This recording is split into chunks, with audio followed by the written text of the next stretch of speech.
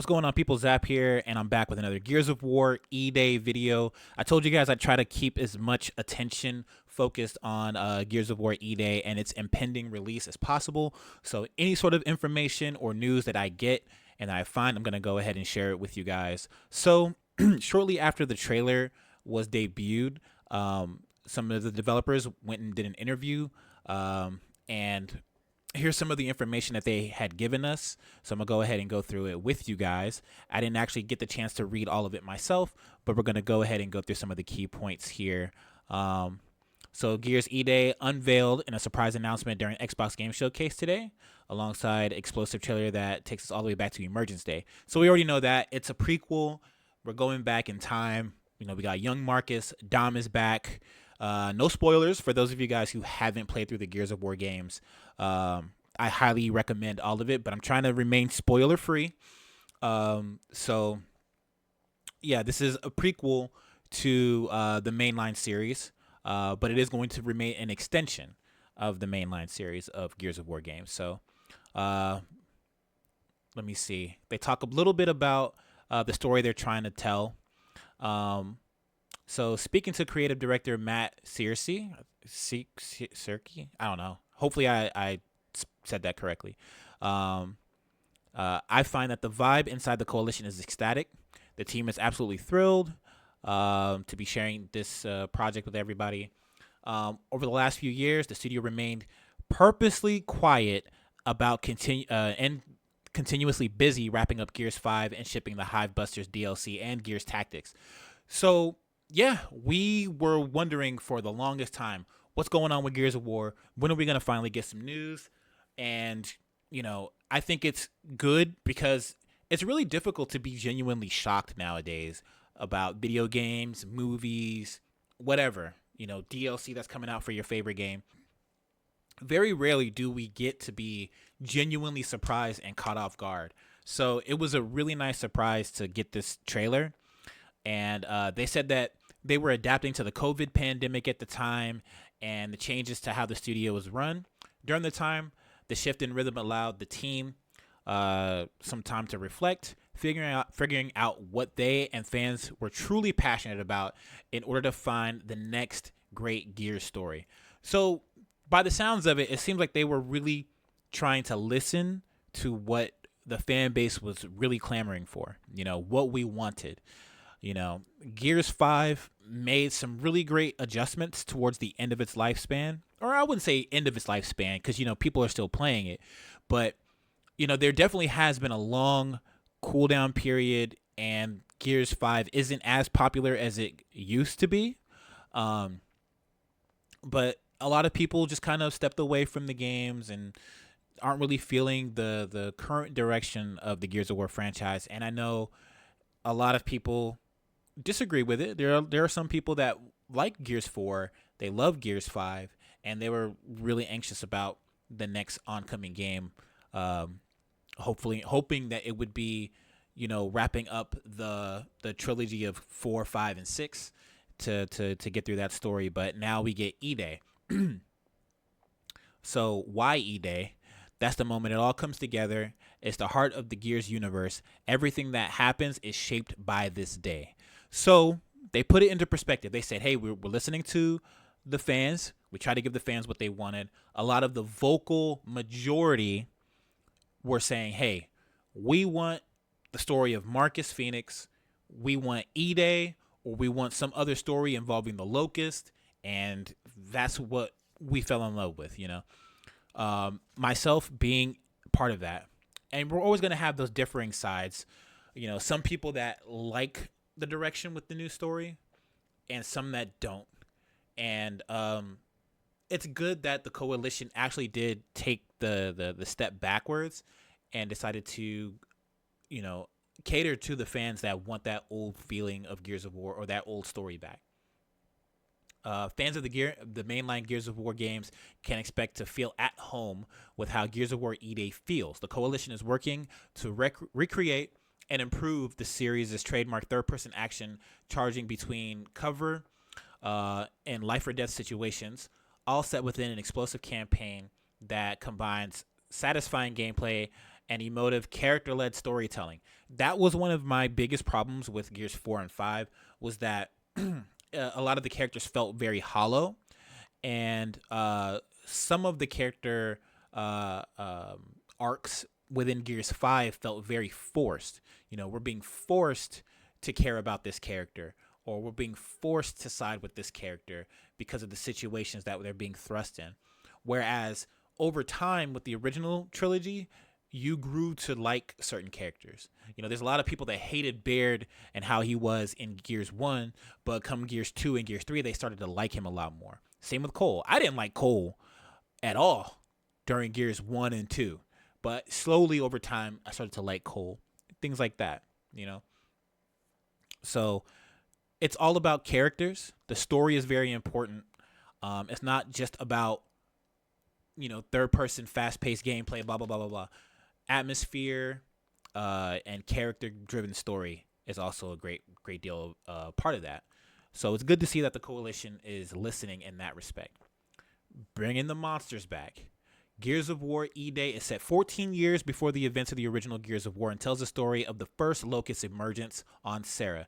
So, like we already found out, it's E-Day. So everything that happened before the original Gears of War is finally going to be told in this video game. So we got young Marcus, young Dom, bare minimum. All right, so we're going back and we're telling that story. So me, as someone who read the comics, as someone who read the novels, I'm looking forward to seeing what Easter eggs might come up, what aspects of that story before before Gears of War 1 they decide to dive into.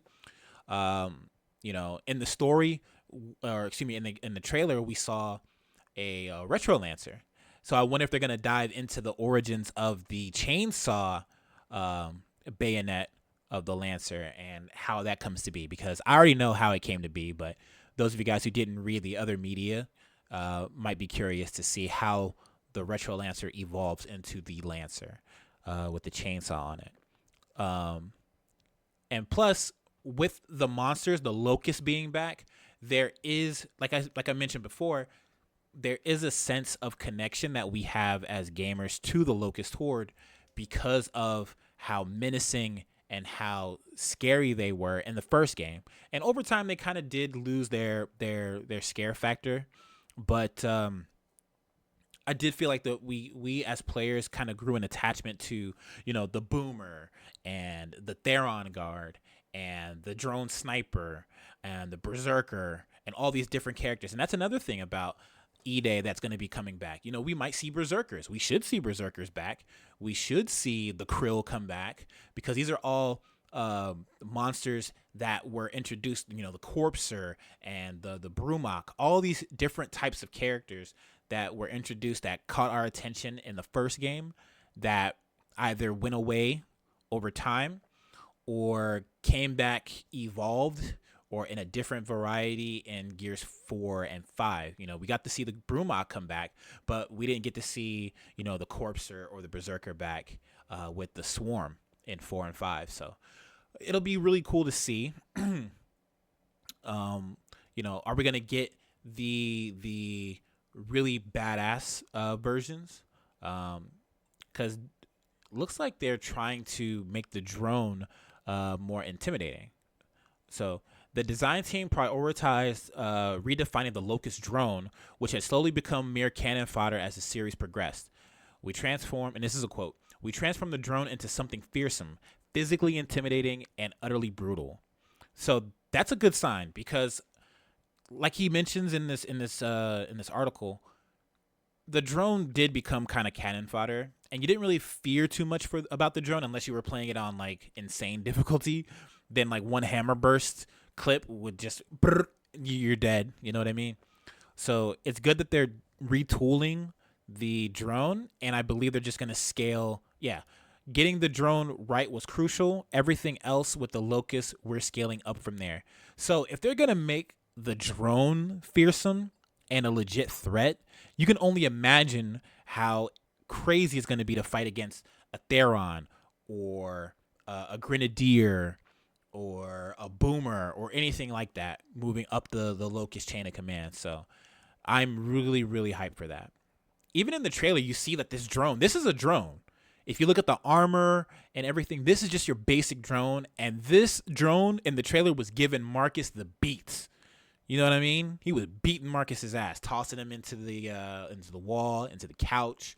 Almost kills him. So, A Tale of Origins, the E-Day event reveal trailer will waste no time in reintroducing us to Marcus as he engages in a brutal struggle with a aforementioned Locust drone. However, unlike our previous outings with him, this is the first time that the seasoned horde sawing soldier we all know has faced off against an enemy like this. So this is Marcus's first time coming across the Locust. So he doesn't have any of that combat experience.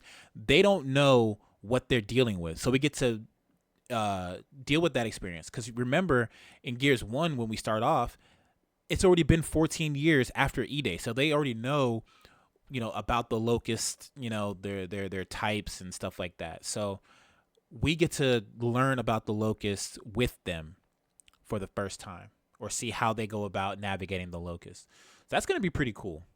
The eagle-eyed fans among you may have also noticed that the MK1 Lancer that Marcus briefly wields in the trailer features a detachable bayonet. It's not the chainsaw-equipped gun we know from the wider series. A story of many origins, including the Chainsaw Lancer, but opts to keep the specifics of those stories to herself for now. So, yeah, we're going to get different backstories and things like that.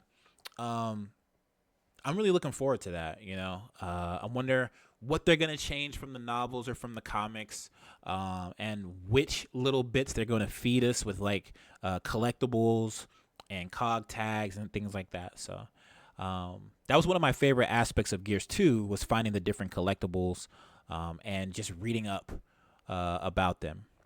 Fans will also immediately recognize the trailer's inclusion of Mad World, the Tears for Fears track famously covered by Gary Jules. So yes, I did notice that in the trailer. If you watch my reaction, I did notice that Mad World does play a little bit, and it did get me kind of choked up. Yeah. So they don't really give us too much news. I love this screenshot.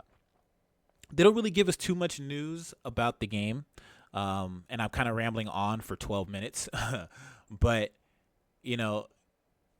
it's good that we get a little bit more of a perspective on how the Coalition went about, developing this game, what they plan to do, and how they plan to, take the franchise forward. So, although I don't think that they're going to completely stop with Gears, 4, 5, or excuse me, Gears 4 and 5 story arc with Kate, JD, and Dell. They are taking a little bit of a detour to give some of the other fans of the franchise. Cause I mean, it's fair to say that the Gears fan base is split into two. You got some that like the older games, the original trilogy, and those that are looking for the next installment with 4, 5, and 6. It's set up in two groups. But I think we can all come together and agree that another Gears game is what we wanted. It's just an added bonus for me, being an older player that likes the original trilogy more, that we're getting something that goes back to the mainline story from the first trilogy. So, yeah, that's pretty much it, man. Like, it's kind of just goes over, Marcus and Dom's relationship. I'm trying not to give away too many spoilers, because there's a lot that you can learn from reading some of the comics. Even if you're not a big reader, which I highly recommend you read a book sometime. Even if you're not a big reader, check out the comics. There's a lot of backstory that you can learn from these characters. Marcus, Dom's older brother, that doesn't really get mentioned too much in the games. You don't really hear too much about him. So it'll be interesting to see how they dive into that dynamic, from the ground up. Key to the Coalition's vision is that, in another nod to the original game, E-Day won't just be a marvel of gameplay and storytelling, but of technology. So we already know, visually, the Gears of War games just keep topping each other, one after another after another. Even now, the original Gears game that came out in 2005 still looks very beautiful by today's standards. Obviously, You got the remaster, Gears of War Ultimate Edition. That looks great. Gears 2 still looks awesome. The lighting effects and the way, lighting reflects off of the armor, and it still looks really good. The scene inside the bloodworm where the blood is like all over you, it still looks really good. And I can say that about all of the games. They still look very, very, very good, and they hold up today. So, yeah. I mean, I kind of rambled on about this too long, I feel. I wanted to make this video a little bit shorter, but my excitement for Gears E-Day is like really high. So hopefully, as time progresses, we get more and more information trickling in. Hopefully, the next little bit that we hear from is maybe a release date, or maybe something about multiplayer, possibly. I'm just excited. And judging by the response to my reaction to the trailer, you guys are also excited as well. So, yeah. Let me know what you guys think. How do you feel? Because I know some of you were really looking forward to finishing this trilogy. They wanted Gears 6, but we got Gears E-Day instead. So let me know what you guys want. Are you happy that we're going back with a prequel? Did you want to see a Gears 6 and finish the story of, Kate, Del, and JD? Let me know what you guys think in the comments below, and I'll catch you guys in the next one. Peace.